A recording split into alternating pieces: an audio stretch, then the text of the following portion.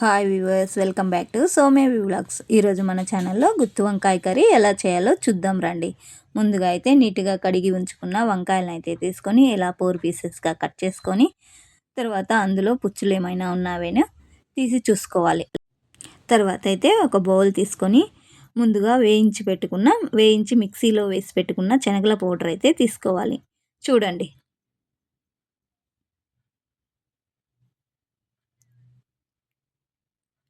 ఇలా నేనైతే ముందుగా వేయించి మిక్సీకి వేసి పెట్టుకున్న శనగల పౌడర్ అయితే ఒక 3 టేబుల్ స్పూన్ తీసుకున్నాను. తర్వాత అందులోకి ఒక హాఫ్ టీ స్పూన్ పసుపు, ఒక టేబుల్ స్పూన్ కారం, గరం మసాలా, ధనియా పౌడరు, జీరా పౌడరు, అల్లం వెల్లుల్లి పేస్టు అన్నీ ఒక టేబుల్ స్పూన్ తీసుకున్నాను. తర్వాత కొంచెం ఆయిలు, సరిపడినంత ఉప్పు వేసి బాగా మిక్స్ చేశాను.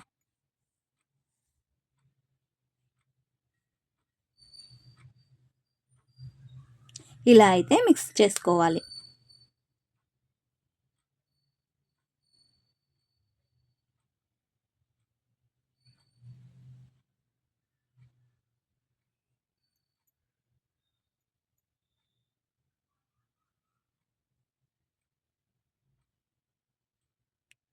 ఇలా మిక్స్ చేసుకున్న తర్వాత ముందుగా మనం కట్ చేసి పెట్టుకున్న వంకాయలు అయితే స్టఫింగ్ చేసుకోవాలి.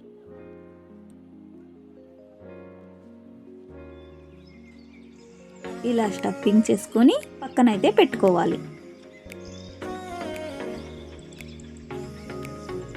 తర్వాత అయితే స్టవ్ వెలిగించి బాండీలు పెట్టి తర్వాత అందులో ఒక గరిట ఆయిల్ పోసి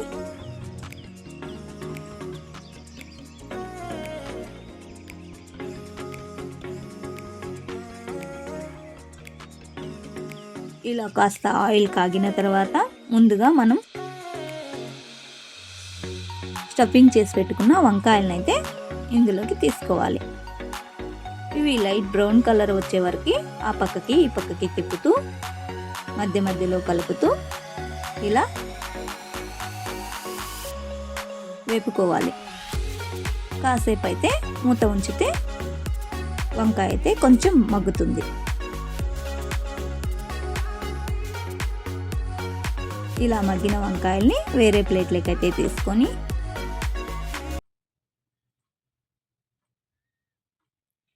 ఇదే ఆయిల్లో మనం ఇంకాస్త ఆయిల్ పోసి తర్వాత ఇందులో జీలకర్ర, ఆవాలు, ముందుగా కట్ చేసి ఉంచుకున్న ఒక ఉల్లిగడ్డ,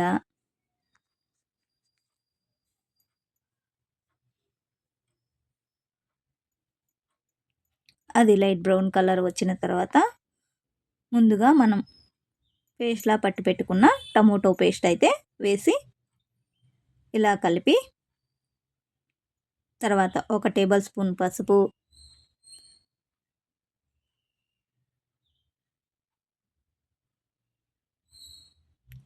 సరిపడినంత ఉప్పు,